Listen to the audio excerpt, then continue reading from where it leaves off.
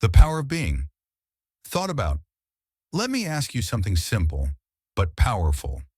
When you're not in the room, do people still feel your presence? Do they think of your words, your energy, the way you made them feel? That's real influence. Not when you're loudest, not when you're constantly trying to be seen, but when your absence still leaves an imprint. And here's the truth.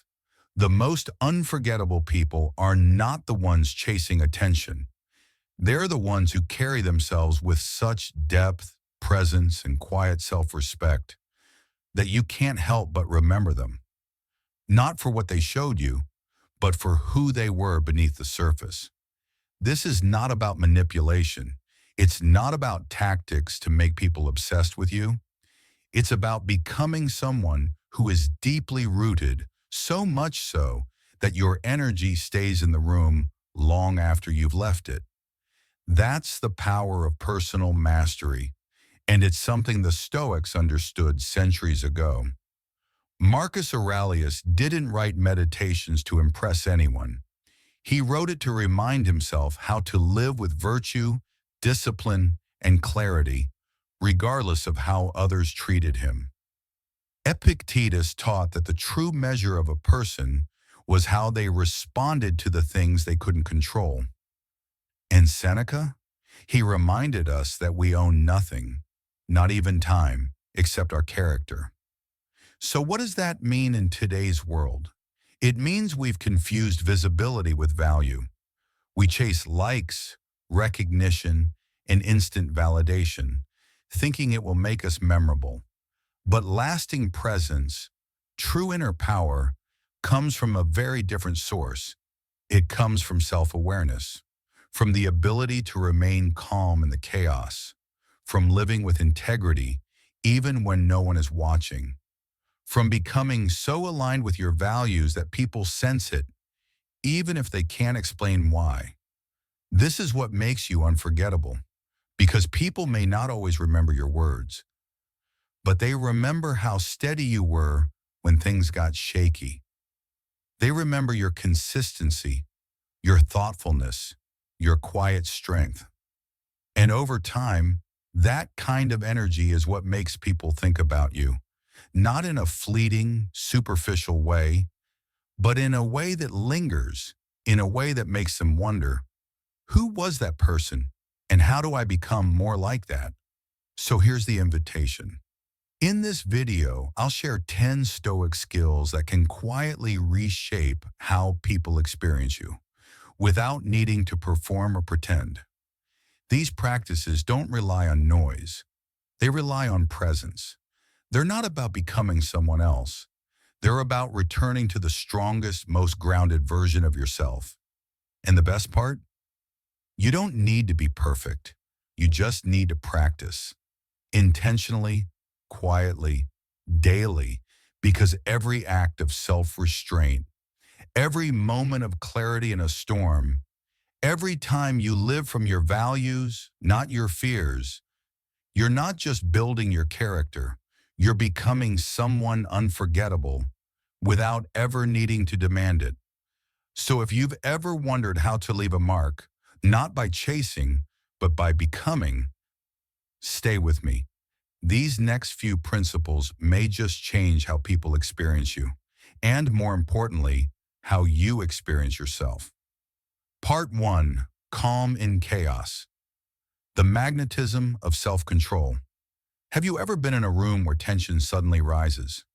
A heated conversation, a misunderstanding, maybe even an argument.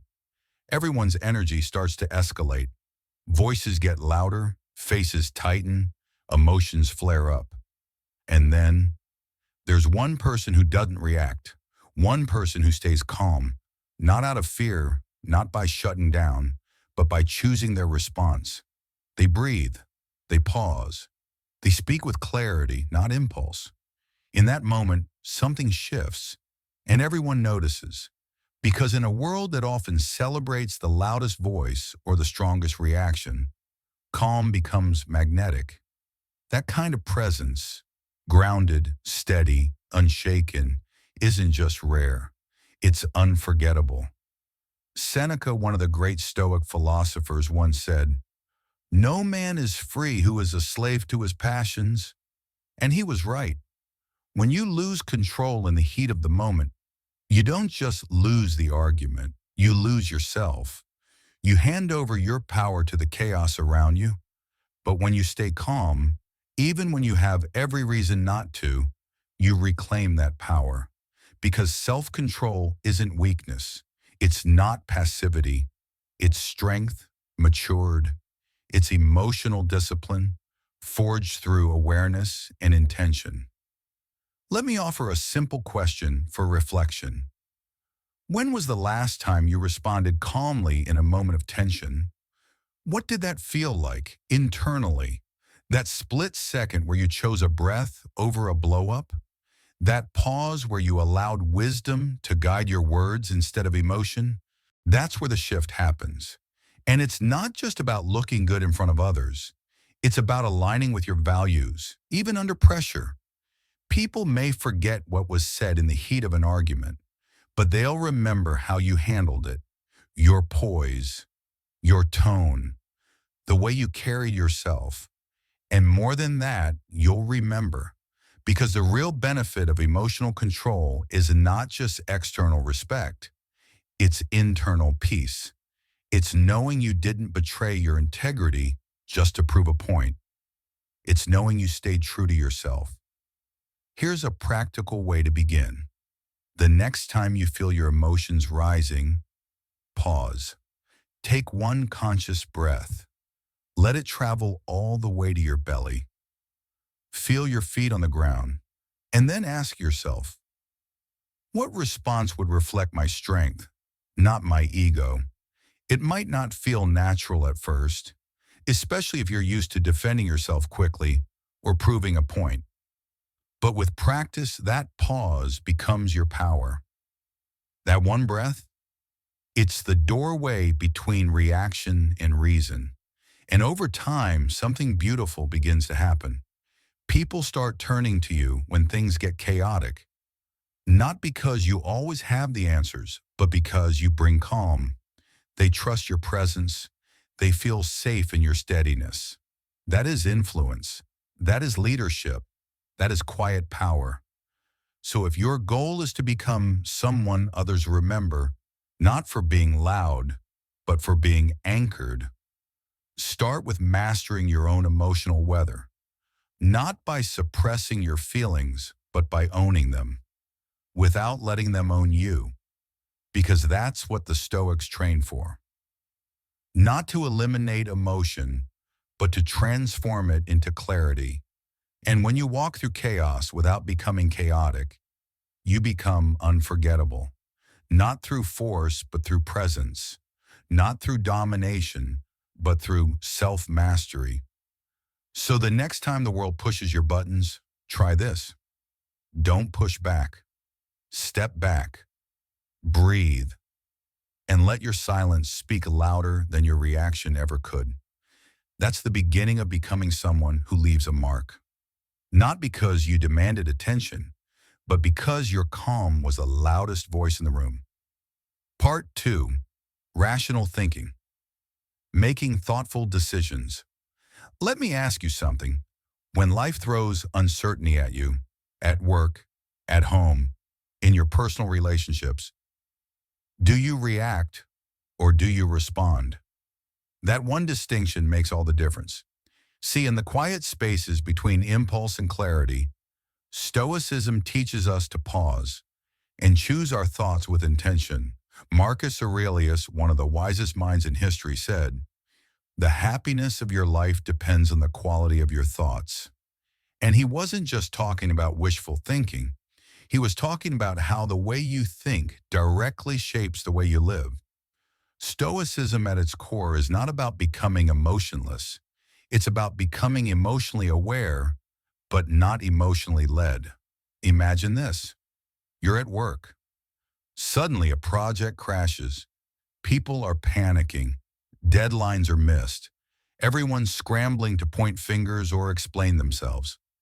The tension in the room thickens with stress, anxiety, and frustration. Now picture you, The one person who doesn't panic.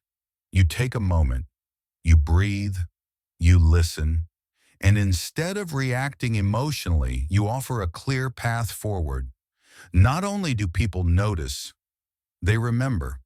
Because in the middle of chaos, you became the calm voice of reason. That is the power of rational thinking.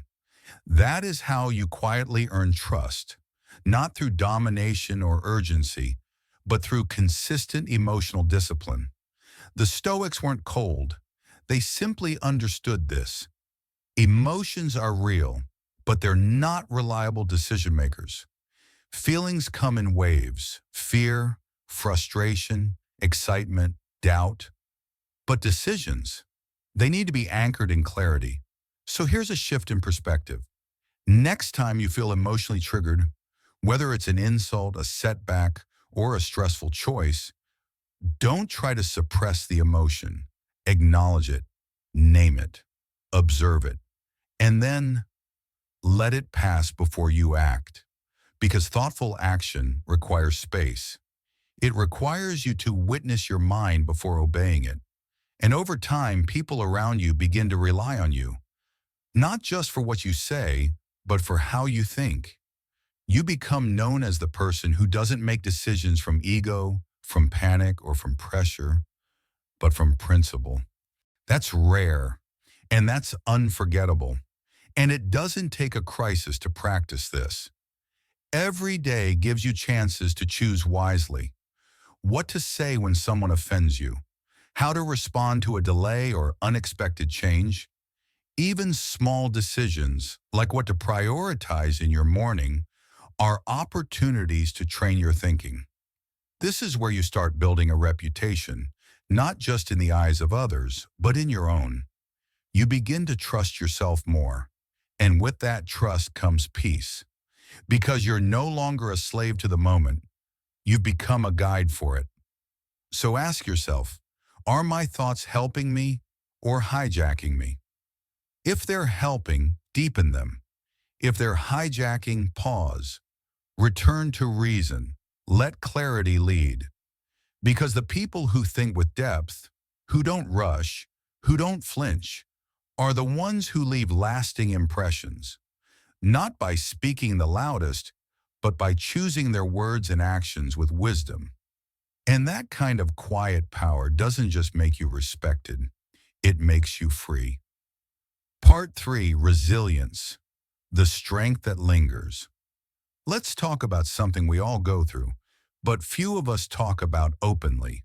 Setbacks, disappointments, failures, moments that knock the wind out of us and leave us wondering, am I strong enough to come back from this? Now here's the truth most people miss. The strength that makes you unforgettable isn't how high you rise when things are going well. It's how deeply you rise again after you fall. This is the quiet power of resilience. The Stoics understood this not just as a trait, but as a way of life. Seneca once wrote, "A gem cannot be polished without friction, nor a man perfected without trials." In other words, the pressure you're feeling, the hardship you didn't ask for, isn't here to break you. It's here to shape you. Let me paint a picture for you. Think of the people you remember. Not just celebrities, but real people. Maybe a single mom who rebuilt her life after losing everything. Or a friend who kept showing up with kindness, even when life gave them every reason to shut down. What stays with you isn't that they never struggled, it's that they didn't give up. That's what resilience looks like. It's not loud, it's not dramatic, it's quiet persistence, it's steady courage. It's standing up when life knocks you flat and doing it with grace, not bitterness. And here's the Stoic shift that changes everything. Adversity isn't the enemy, it's the path. Marcus Aurelius, Emperor of Rome, faced betrayal, war, illness, and yet he wrote, "What stands in the way becomes the way." He didn't waste time wishing life were easier. He used the obstacle itself as the training ground for greatness. So when something difficult happens, a job loss, a breakup, a health scare, you have a choice. You can collapse inward and see yourself as a victim of fate. Or you can breathe, anchor yourself in reason, and ask, how can this make me wiser? That simple question begins a transformation. You start learning, adapting, becoming stronger, not in spite of the pain, but through it. Now, here's something you might not expect. Resilience doesn't just earn you respect from others, it earns you respect from yourself. Every time you refuse to quit, every time you rise without resentment, every time you keep your dignity intact when things fall apart, you build a kind of inner strength that no one can take away. And that kind of strength stays with people. It's not performative. It's not about attention. It's about presence. You walk into a room differently when you've survived something and stayed kind.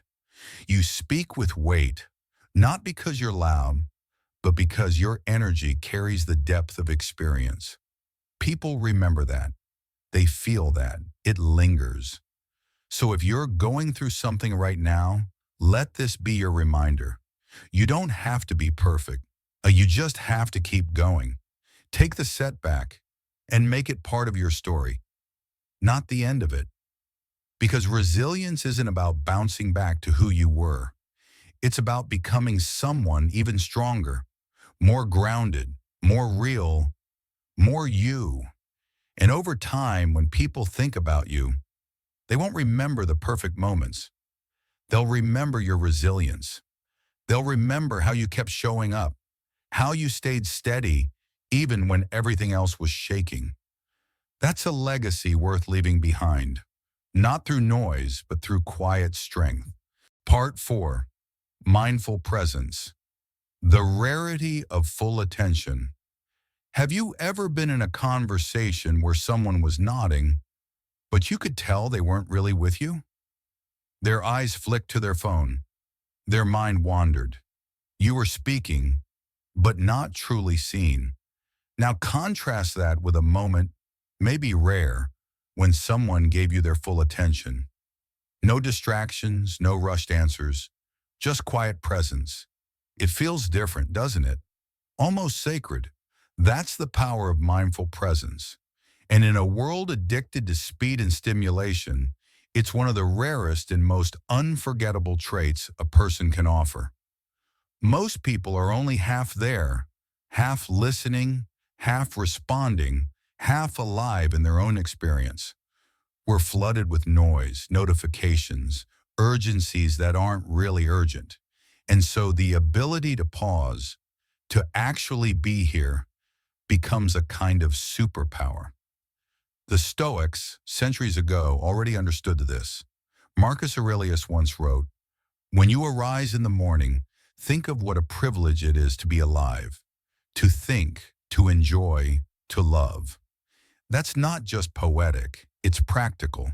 He was reminding himself and us not to sleepwalk through life, not to lose the moment by constantly chasing the next.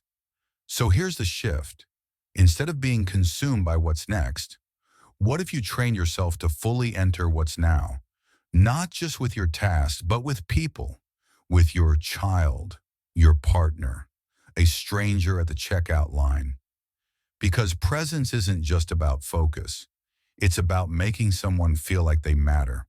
When you give full attention, you're not just communicating. You're validating. You're saying, I'm here, with you, fully. And people remember that. They may forget what you said, but they won't forget how your presence made them feel. Safe, respected, understood. Let me ask you something.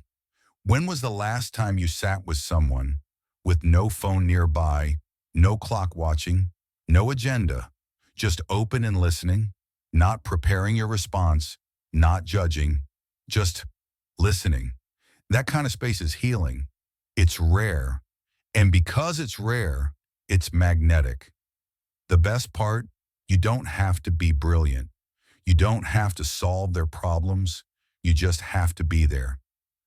The Stoics believe that attention is the gateway to wisdom. How can we respond with virtue, they asked, if we're not even paying attention to the moment we're in? And that doesn't just apply to conversations, it applies to how we live. When you walk outside, do you notice the wind brushing your face? When you eat, do you actually taste your food or scroll while chewing? These tiny habits are not trivial.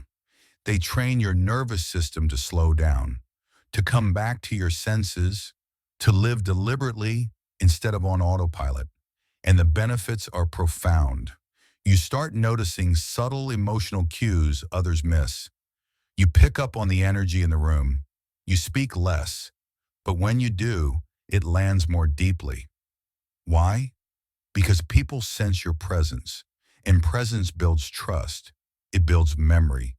It builds legacy, not through attention seeking, but through attention giving. So how do you practice this? Start small. Next time someone talks to you, give them the gift of stillness. Put the phone down. Make eye contact. Don't rush to fill silence. Let it breathe. And when you feel yourself drifting, gently return. No need for guilt. Just come back to now. This simple act, over time, creates something remarkable.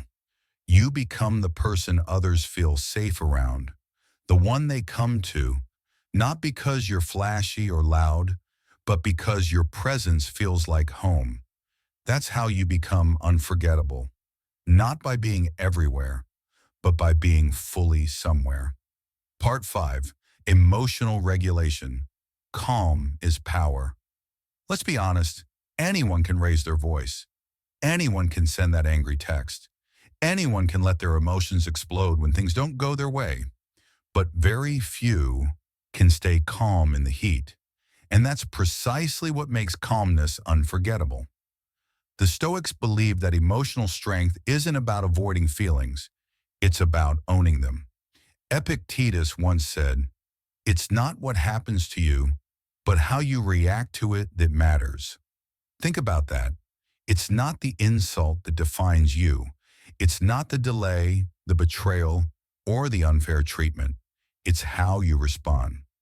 Imagine this. You're in a meeting.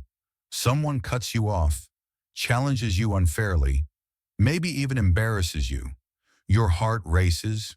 Your ego flares. The easy path? Snap back, defend, escalate. But the powerful path?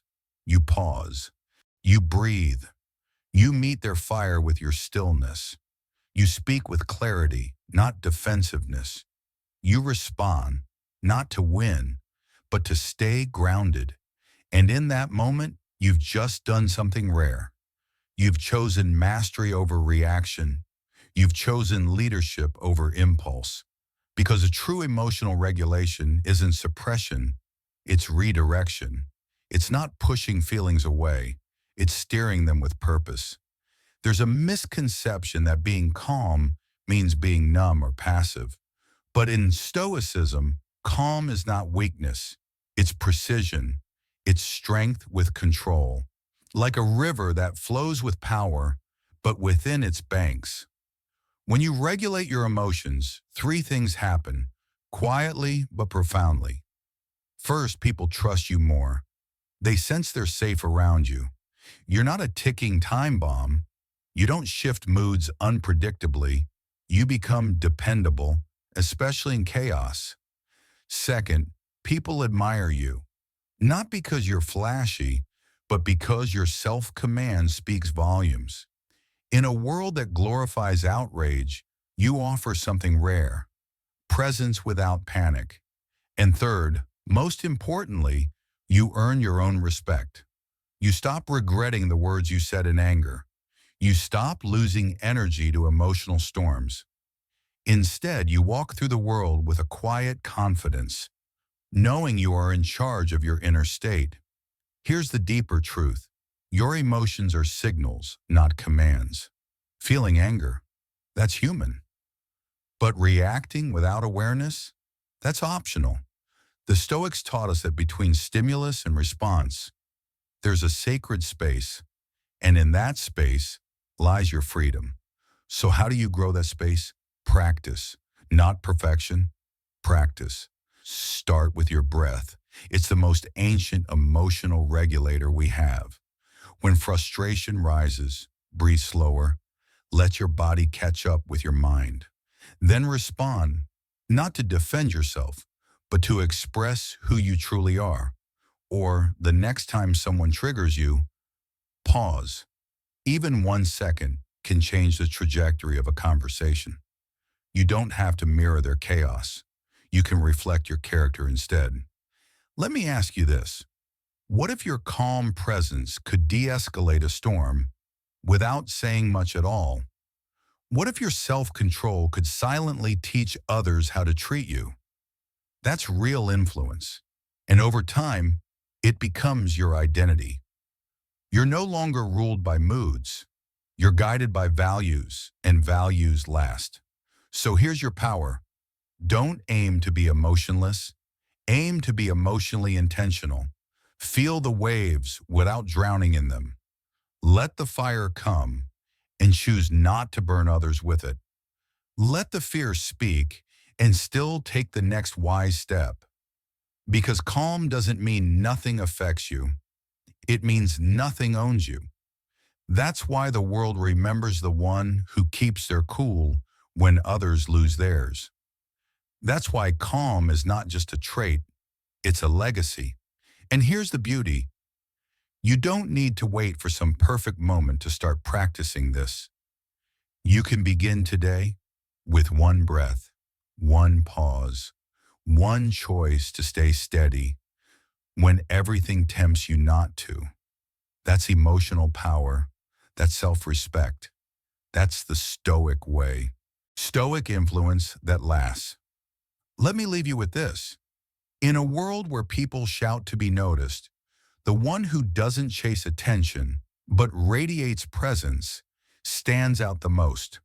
Throughout this video, we've explored 10 Stoic skills, not flashy techniques, not strategies for manipulation or surface-level influence, but quiet disciplines that build something far more powerful, inner mastery. And with that mastery, something shifts. You stop needing to prove yourself. You stop trying to impress or convince, because your character begins to speak, louder than words ever could. You become the kind of person people remember, not for being loud, but for being real. The one who stays calm when others collapse. The one who speaks when it matters and listens when it matters even more. The one who chooses purpose over performance, presence over pretense. In short, you become unforgettable, not through performance, but through integrity, not through drama, but through depth, not through force, but through peace. The Stoics never taught us to become emotionless robots. They taught us to become humans of principle, strong in storms, kind in conflict, and wise in response. So how do you leave a mark without leaving chaos behind? You build trust through consistency. You inspire respect through discipline. And you evoke curiosity, not because you're mysterious, but because you're centered. That's what Stoic influence really is. It's not about being the center of attention. It's about being the center of gravity, the calm force others orbit when life spins out of control. Over time, you'll notice you speak less, but people listen more. You show up with clarity, and people feel safer around you. You lead not by pushing, but by embodying the values others long to live by. That's the kind of influence that lasts. That's the kind of presence that stays in the room, even after you've walked out.